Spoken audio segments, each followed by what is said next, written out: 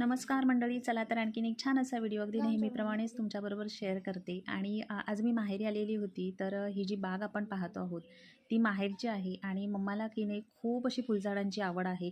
आणि तिने घराच्या पाठीमागेच एक छोटीशी अशी फुलझाडांची बाग बनवलेली आहे. खूप तऱ्हेची फुलं आहेत आणि फुलझाडंसुद्धा आहेत या बागेमध्ये, शोचीसुद्धा आहेत काही. कधीतरी की नाही वेळ भेटला तर मी नक्की तुमच्याबरोबर ते पूर्ण बागेचा व्हिडिओ शेअर करेन. आणि तिला ना इतकी आवड आहे की तिने ऑनलाईनसुद्धा काही फुलं जी आमच्या इथे फुलझाडं भेटत नाहीत की नाही ती ऑनलाईनसुद्धा मागून अगदी खूप छान वाढवलेली आहेत. आणि त्यांना फुलंसुद्धा धरता आहेत. खूप दुर्मिळ फुलं, म्हणजे आपल्या आजूबाजूला शक्यतो आमच्या इथे नाहीच बघायला भेटत अशी काही फुलझाडंसुद्धा आहेत. तीसुद्धा तुम्हाला नक्की दाखवेन.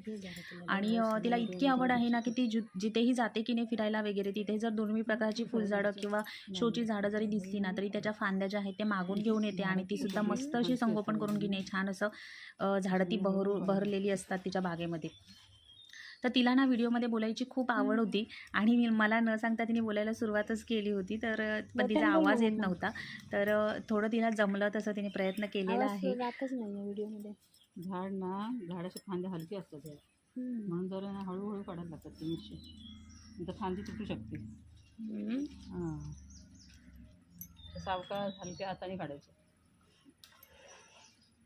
तरच त्या व्यवस्थित निघतात, नाही तर झाड तुटलं जातं.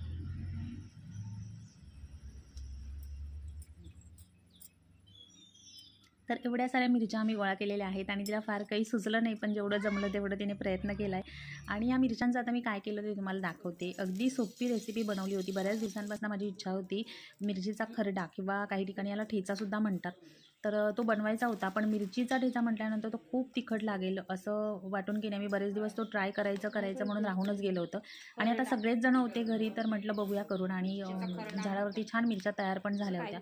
तर सगळ्यात पहिल्यांदा मिरच्या स्वच्छ धुवून देठ काढून घेतली. आणि एका मिरचीचे 2 ते 3 तुकडे होतील एवढे तुकडे करून घेतलेले आहेत. आणि मी काय केलं की तव्यावरती पहिल्यांदा तेल टाकलं होतं, पण तसं न करता नुसत्या मिरच्या भाजून घ्यायच्या, म्हणजे त्याला जर बी वगैरे तेलात पडली की नाही तर पटकन उडून डोळ्यात वगैरे जाऊ शकते. थोड्या मिरच्या परतवून घेतल्यानंतर थोडंसं अगदी तेल टाकायचं. त्याच्यानंतर 8 ते 10 लसणीच्या पाकळ्या टाकलेल्या आहेत. आणि एका ठिकाणी मी शेंगदाणे जे आहेत बाजूला ते भाजून घेतलेले आणि त्यांची सालं काढून घेतली होती, तीसुद्धा त्याच्यामध्ये टाकले. आणि त्याच्यावरती मीठ टाकलेले आहे. अगदी एवढूशाच साहित्यात खूप छान असा खरडा तयार होतो. थोडंसं भाजून झाल्यानंतर खलबत्त्याच्या दांड्याने की नेहमी ते क्रश करून घेतलं. आणि मस्त असा खरडा तयार झाला होता. आणि भाकरीबरोबर तर ह्याची चव खूप म्हणजे खूप छान लागते.